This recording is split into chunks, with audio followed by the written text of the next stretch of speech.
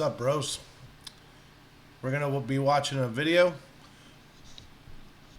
about Bernie Sanders.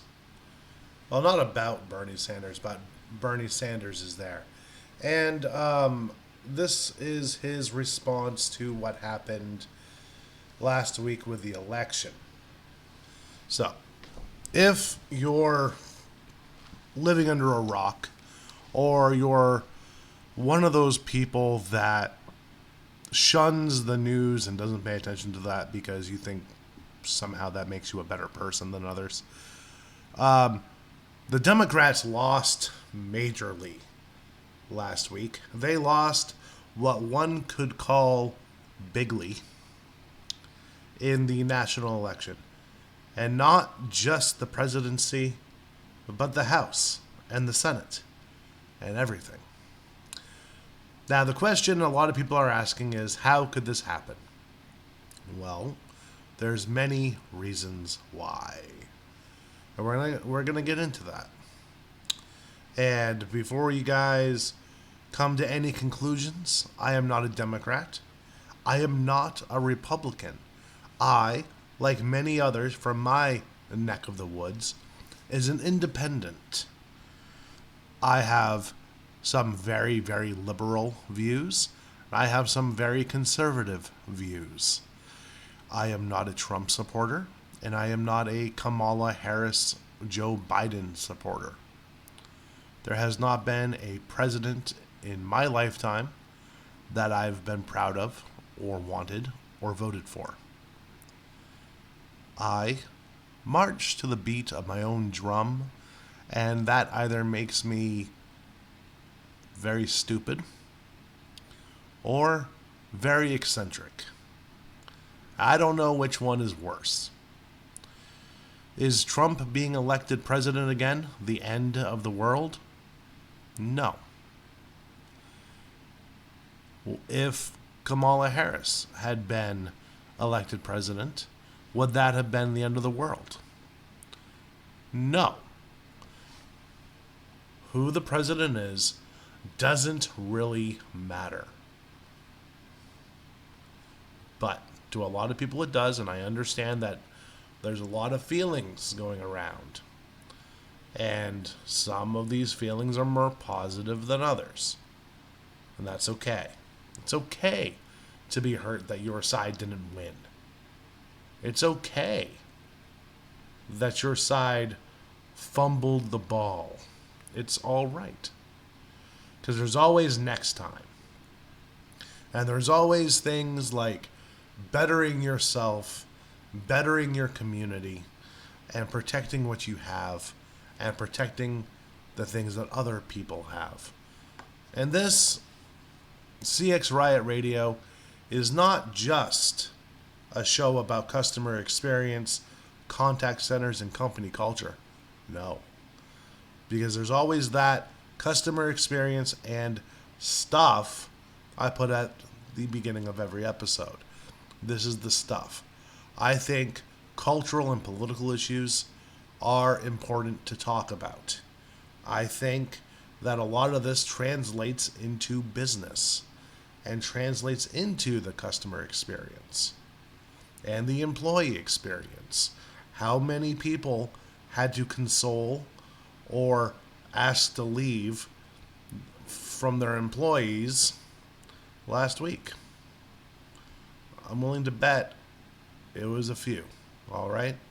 And by a few, I mean probably a lot. So we're going to watch this. Bernie Sanders says Americans have a right to be angry. This is an NBC News Meet the Press interview. So we're going to watch that as I relegate myself down to a corner of the screen. There we go. Let's watch. And we'll pause as necessary. Senator Bernie Sanders issued a scathing statement after the vice president's loss in what he called a disastrous campaign, saying, quote, "It should come as no great surprise that a Democratic Party which has abandoned working class people would find that the working class has abandoned them. And independent."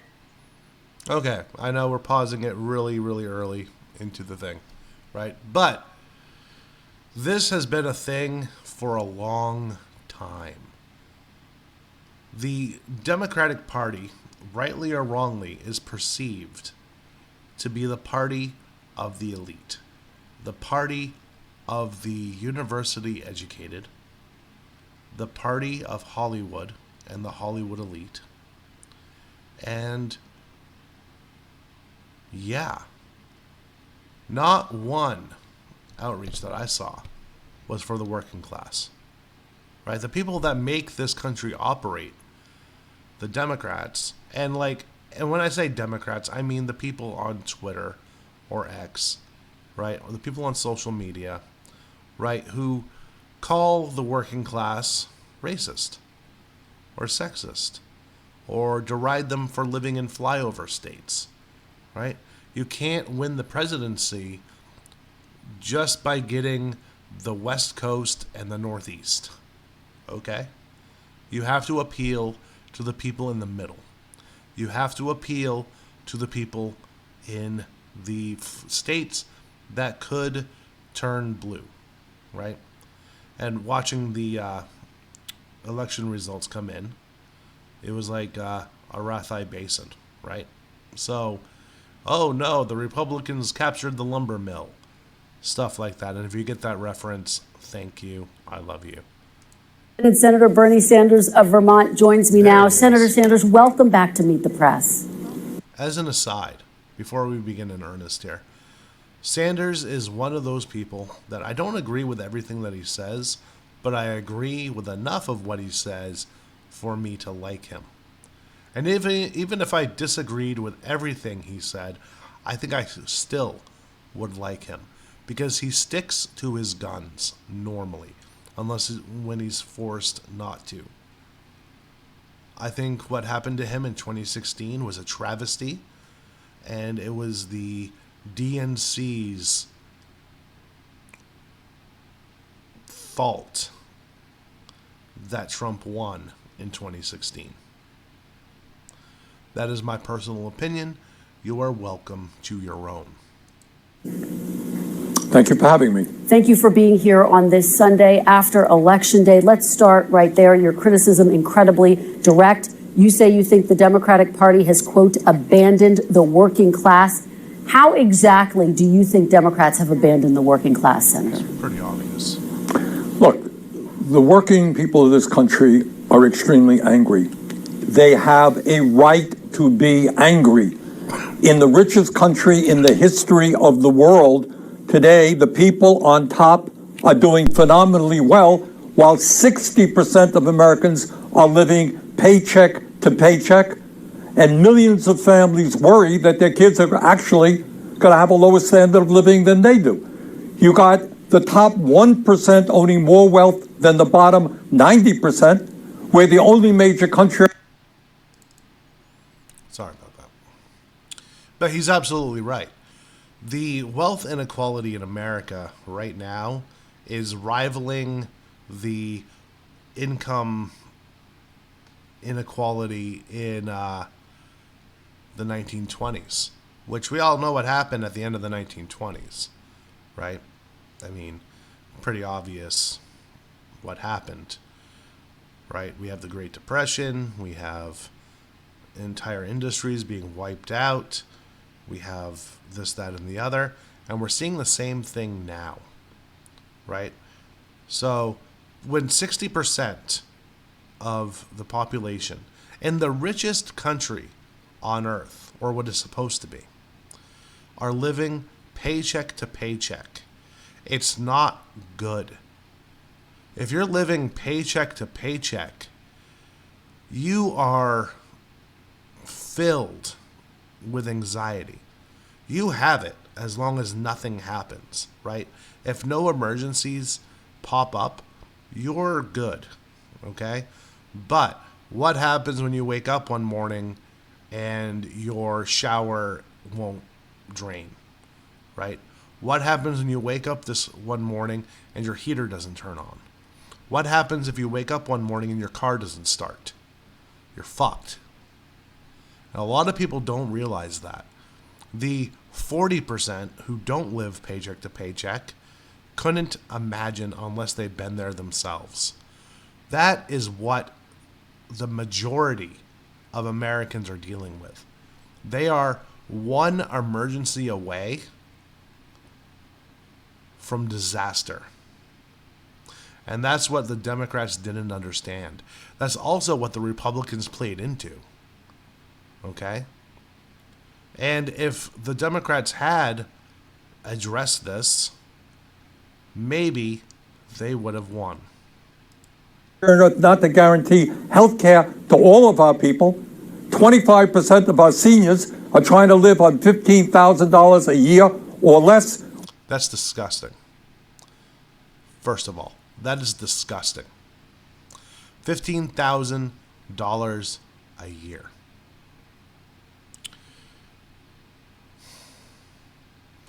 And you could be the asshole and make the argument that they should have planned for their future. They should have saved for their retirement. They should have done this. They should have done that. Hindsight is 20/20, and a lot of people are struggling to survive week to week. They're not able to save for retirement. They're not able to put 20% of their wage away. Not everybody can be an amazing entrepreneur, right? Everybody wants to be one. Not many people actually have it in them to do it. It is hard work. It is hard work to improve yourself and improve your standard of living up to a point where you can start saving money. And by the time that a lot of people get to that point in their life, it's too late. And then things happen. Your kid gets sick. Your spouse gets sick, or your spouse dies. Your wife cheats on you and leaves and takes half of your stuff. Things happen that derail the most well laid out plans. It happens. It sucks. It happens. And $15,000 a year is a travesty, and that's how we view the people in our country. We have the highest rate of childhood poverty of almost any major country on earth. And the gap between the people on top and everybody else is getting wider and wider. Yep. And then, Kristen, on top of all of that, we got a corrupt campaign finance system which allows billionaires to buy elections. So if you're an average worker out there, you're saying, hey, I'm working longer and longer hours, going nowhere in a hurry, worried about my kids, and yet the people on top have never had it so good. Where is the Democratic Party? Yep. Here's the thing, right? Oh, the economy's great. The stock market's booming. Wall Street is making more money than ever before. That's awesome. Congratulations. Amazing. Amazing for Wall Street. Amazing for the stock market. Congratulations. What about Main Street? What about real people that don't have enough money to play the slot machine called the stock market? When people are paying 20 to 40 to 50 to 60% more now than they were 5 years ago for everyday items, but they're being paid exactly the same as they were when those items were 60% cheaper, who cares about the stock market? Who cares how well the economy is doing? Not those people. They worry how they're going to put food on their family's table. Period. They're worried if they're going to have enough gas to last them the fucking week. But the economy is doing great. Are they prepared to stand up to these powerful corporate interests, raise the minimum wage, fight for health care for all people, make sure that all of our kids get the quality education that they need, expand Social Security, Are they prepared to do those things? That's the issue that we have to address. No. They've had 4 years to do it. Well, as you And nothing. know, your statement was met with some sharp reaction as well. This is what Speaker Emerita Nancy Pelosi had to say. Take a look. I'll get your reaction on the other side. Bernie Sanders has not won. Let me, with all due respect, and I have a great deal of respect for. With all due respect. You know, when someone says that, they don't respect you. With all due respect means the exact opposite. Nancy Pelosi is one of the giant issues in the Democratic Party. She is a multi-millionaire because of, let's face it, the stock market. And boy, does she know how to pick her stocks, doesn't she? So, there is one good thing that Nancy Pelosi has done for California. Okay? And that was when she was caught getting her hair did during lockdown.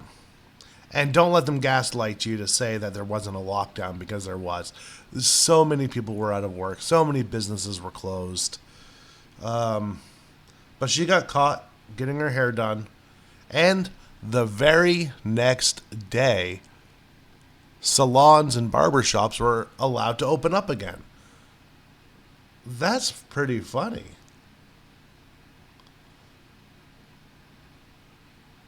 All right. And just to be clear here, the compensation for most senators, representative delegates, and the resident commissioner from, let's see, $174,000 per year, right? I mean, that's not a lot of money. That's a lot of money for most people, right? So $174,000 per year. How much is Nancy Pelosi worth? $240 million.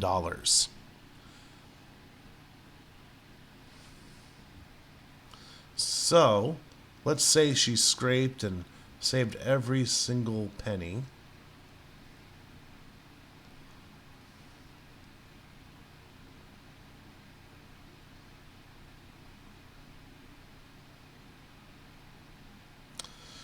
If she scraped and saved every single penny she's made from being in the Senate, it would have only taken her 1,379 years to reach her net worth. Where'd the rest of that money come from? I don't want to say it's insider trading, even though senators are exempt from insider trading laws. But, you know, things just make you go,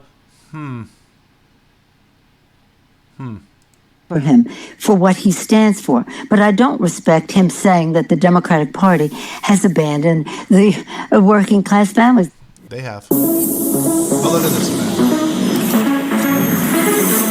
CX1 is power. Okay. Senator, how do you respond to Nancy Pelosi? Why even respond to that? That's so... What she said was so stupid that it doesn't even deserve a response. Well, Nancy's a friend of mine, and we've worked together on many issues. But here is the reality. I have to say to Nancy, in the Senate in the last 2 years, we have not even brought forth legislation to raise the minimum wage to a living wage, despite the fact that some 20 million people in this country are working for less than $15. They're working for less than $10 an hour.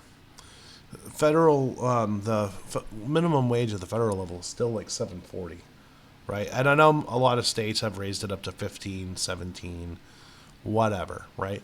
In California, for some reason, or at least in LA County, right, minimum wage is $17.28, something like that, unless you work in fast food, and then it's 20. But the fact remains that minimum wage still exists. There are still people making it, right? And wouldn't it be, and since we don't use any standard for our money anymore, right? We don't use the gold standard anymore. That went away a while ago.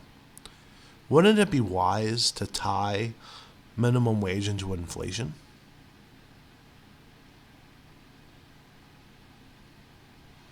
I mean, it is what it is, you know?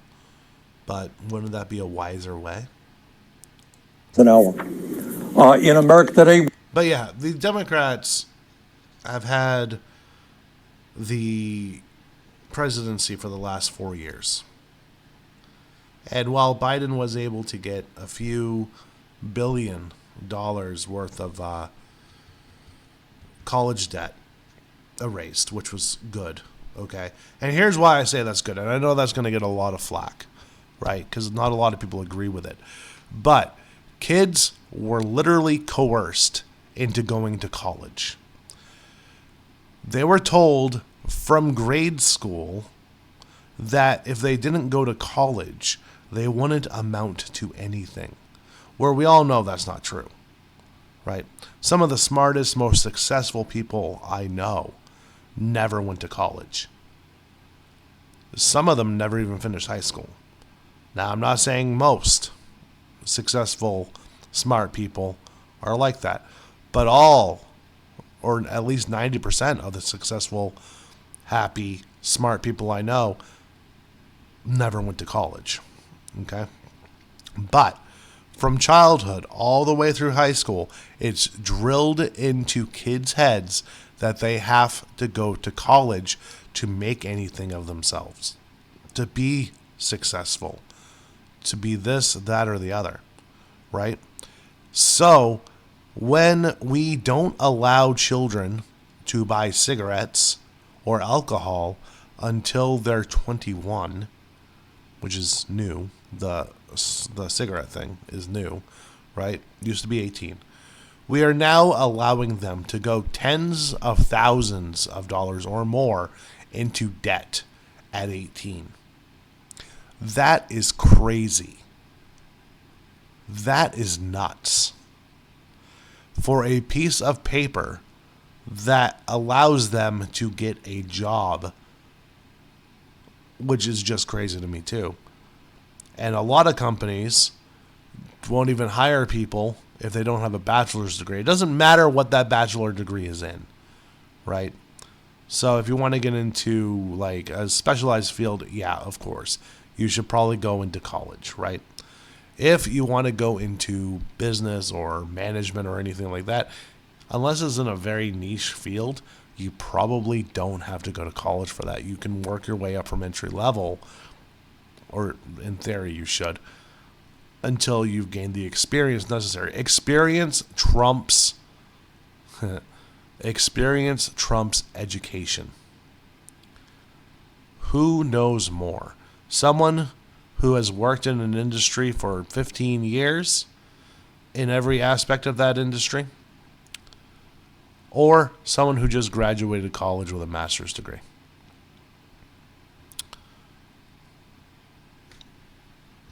I don't know. I just think that people were coerced and forced into taking on tens of thousands of dollars of debt for no reason other than making the universities and the loan companies money. Okay, it was predatory. It's just as predatory as those payday loan places. We have not brought, in the Senate, we have not brought to the floor the PRO Act to make it easier for workers to join unions. We're not talking about defined benefit pension plans so that our elderly can retire with security. We're not talking about lifting the cap on Social Security so that we can extend the solvency of Social Security and raise benefits. Bottom line, if you're an average working person out there, do you really think that the Democratic Party is going to the mats, taking on powerful special interests and fighting for you? They're not. I think the overwhelming answer is no, and that is what has got to change. Senator, let me zoom out and just ask you about these results. You've heard some of the reaction throughout the Democratic Party. How much do you personally blame President Biden for this loss? President Biden, when he came into office, said that he would be the most progressive president since FDR. And I think on domestic issues, not foreign policy, on domestic issues, he has kept his word, and the agenda that he has pushed through has been an extraordinarily strong one. But that agenda has got to be placed within the overall context of American society today. And that American society today is one in which tens of millions of working families and elderly people are struggling, while the people on top have never had it so good. But, Senator, should he have gotten out of the race more quickly, as some are arguing? I supported him because I think his agenda was a strong agenda, a working class agenda. I'm not going to look backwards. Kamala ran a strong campaign. She did everything that she could. She decisively won the debate. So to me, it's not just about the campaign. It's about what does the Democratic Party stand for. You know, when I knew that Harris would not win the election, it's not the celebrity endorsements, right? Those were cheesy. Those were cringe, to be honest. Like, who gives a shit what Cardi B or Taylor Swift thinks about politics, right? Who cares? Who cares what Drake says, right? Who cares what the actors who played in the Avengers said, right? Like, who cares? That's not what did it for me, right? What got me to believe that she would not win the presidency is when Dick Cheney endorsed her. And the Democrats rejoiced. When you have one of the biggest neocons who profited off of the Iraq War in the early 2000s, when you have him coming out to endorse a president, right? That means don't vote for that person, right? That's like if Henry fucking Kissinger came out and endorsed someone. You automatically know, hey, don't vote for that person. But, yeah. Ordinary people say, yeah, that is a party that is fighting for my interest and prepared to take on the big money interest who control the economic and political life of the country. That's to me what the issue is. Yeah, we're talking a lot about the economics. You've talked about how the Democratic Party is out of touch when it comes to economic issues. Some Democrats are saying it's not just economic issues, it's cultural issues as well. Here's what Democratic strategist James Carville had to say. Take a look. Your small business has unlimited potential. Spectrum Business is built to connect you with that. What killed the Democrats and what killed Biden was a sense of disorder. And part of the sense of disorder was the unfortunate events of what I would refer to as the woke era. Has the Okay, all right. So, identity politics has been a thing for a while now, right? And it's really just groupthink put to the extreme, right? Instead of treating people and looking at people as individuals, they are now part of a group. And this could be my cis-het whiteness speaking, but I believe that people should be treated as individuals and not part of whatever group they are associated with, right? Because each one of us is a human being. Each one of us has our own thoughts, our own desires, our own beliefs, independent of whatever group we find ourselves in, right? Or whatever we had the random chance of being born into. We, at the end of the day, are individuals. And I think that's all that matters. In identity politics means nothing to me. I think everybody should be treated as an individual. And I don't think anybody should be treated unfairly. Everybody should be given the same shot. And I know you can get into the equity versus equality thing, and that's fine. That's a conversation that we can have. Everybody should have the same quality of results. Democratic Party's focus on identity politics gone too far, Senator? Let me answer it this way. I think if the Democratic Party must continue to stand up against all forms of bigotry. And Democrats should hold their head high in saying, we led the fight for women's rights and to protect the woman's constitutional right for abortion. We led the fight for civil rights, for gay rights. That is something we should be proud of. But it's not either or, Chris, and this is the problem. You can do both. You can say that I'm for raising the minimum wage to a living wage, guarantee health care for all people, expanding Social Security. And by the way, I also support a woman's right to control her own body, etc. It's not either or, it's going for. You know what the crazy thing is? Donald Trump in 2016 was the first elected president who came into the presidency not giving a shit about gay marriage, right? He was like, yeah, okay, who cares, right? Every other president before him was anti-gay marriage, including Obama, Clinton, all of them, right? So that's just a funny fact. In both directions. You know, I've been speaking to some Democrats who are concerned because now President-elect Trump has beaten 2 women candidates, and their concern is that it will make it more difficult to nominate a woman candidate in the future. Do you share that concern, Senator? No, I don't. I think it's not a question. Look, I'm not going to deny that there is sexism in this country, that there's racism, there's homophobia. It's there. But on the other hand, I think what the American people want to support, whether it's a woman, a man, a black or a white, or a Latino, whatever, is they want to support somebody who is standing up, Kristen, and fighting for them. People are in pain. Yeah, it's not because Hillary Clinton or Kamala Harris were women that they weren't elected. I'm sorry to tell you that.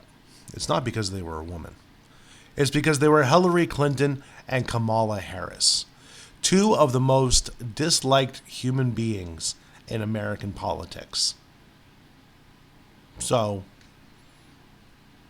if you get a woman who stands up for the working class, who stands against the military-industrial complex, who is for the people, maybe there's a chance she'll be elected. I don't know. And this may be a little controversial, but if Tulsi Gabbard had won the nomination in 2020, she would have had my vote. And I rarely vote major party in presidential elections. Now, I am lucky in California that it doesn't matter who I vote for president at all. We saw that last week when the polls were closing. California had 0% counted, 55 electoral votes for Harris, with 0% reporting. See, doesn't matter who you vote for in California. They already know. So it's fine. But Gabbard would have been the first one in a long time that would have gotten my vote. Are hurting. They can't afford to go to a doctor. They can't afford to send their kids to childcare or to college. You know how expensive childcare is in this country right now? It's fucking insane. And yet it takes 2 people to support a family now, right? And it has been for a long time. But when 60% of someone's wage is going to childcare, I'm talking like before school, like public school. That's insane.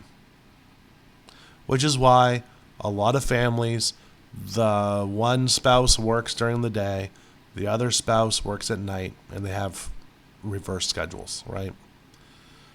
Which is not good for the family unit. Don't let anyone tell you otherwise. It is not good for the family unit. Family units tend to drift apart if they can't see each other.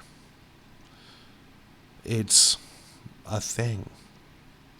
So, whatever we've set up is not sustainable, especially with childcare. Healthcare is a joke in this country, right? And Obamacare, the Affordable Health Act, whatever you want to call it, did nothing to alleviate it. In fact, the only people it benefited were the executives at health insurance companies. And if you don't believe me, you can look that up. Okay? It has helped nobody. And that fee, that fine, they can call it whatever they want. It was a fine. If you didn't have health insurance, was predatory, and it was an attack against the working class. One of the liberal views that I have is universal health care. And that one's backed by economics. It would be cheaper to have universal health care than whatever the hell system we have now. They're worried about future generations and what kind of standard of living they will have. Here is the bottom line, and it has to be dealt with. You got an economy today doing phenomenally well for the people on top. It is not working for the working class. All right? How do we address those issues and in the richest country on the history of the world, create an economy that works for all? That is the issue. And by the way, what Trump did in his election is to say, I know that you're hurting. And the reason is they got millions of people coming across the border illegal. They're eating your dogs. They're eating your cats. He gave an explanation. It happened to be a pretty crazy explanation. Yes, we got to strengthen the borders, but that is not going to raise wages for working people or provide health care to all people. The Democrats need an explanation, and that explanation is corporate greed and the power of the billionaire class. I know that's uncomfortable for people in the Yeah, that's very uncomfortable for the people in the Democratic Party. I mean, look who all their endorsements were from. Democratic Party, some people. But that is the issue we have to address. Senator, quickly before I let you go, I do want to ask you about the Supreme Court. Some Democrats behind the scenes quietly talking about the possibility, should Justice Sotomayor step down, to allow President Biden to appoint someone who's younger. She's only 70 years old. Is that something that you would support? Do you think she should step down? No, I don't. Thank you, Bernie. That was amazing. No. Have you heard any talk of this? A little bit, yes. I don't think it's a sensible approach. And you don't think it's a sensible approach? Correct. All right. Senator Bernie Sanders, thank you very much for your time this morning and your perspective. We really appreciate it. Thanks for watching. Stay updated about breaking news and top stories on the NBC News app or follow us on social. That's unfortunate.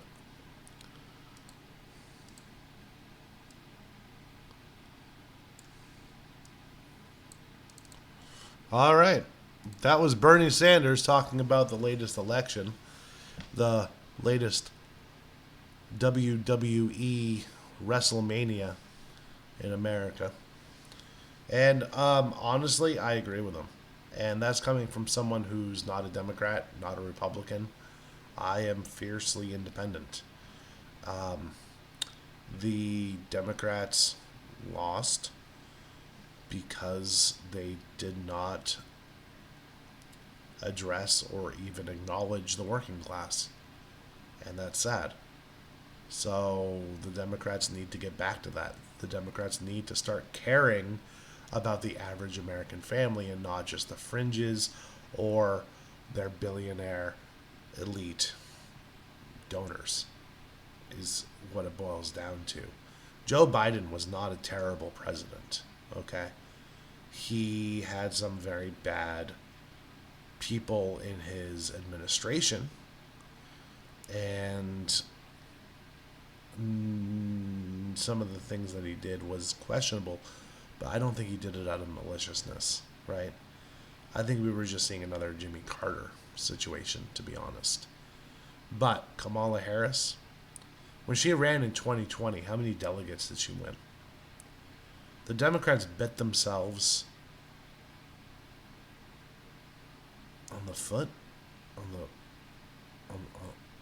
in their own butt, I don't know, by not holding a primary, okay? Because Kamala Harris got less votes, less delegates than Tulsi Gabbard did in 2020. She got less delegates in 2020 than Andrew Yang, who, honestly, I would have voted for too. So, Gabbard and Yang were like the only two Democrats in 2020 that I would have voted for. So, there we go. So, that was Bernie Sanders. I'll always respect Bernie Sanders. I might not agree with him wholeheartedly on everything, but that's okay. So, that's all right. I don't agree with a lot of people on everything. That would be crazy. How boring would that be? How boring would it be to live in a fucking echo chamber? All right? Which a lot of people on Reddit are now waking up from, and that's good to see. So, until next time, David, the Caffeinated CXO, and keep on rocking in the free world.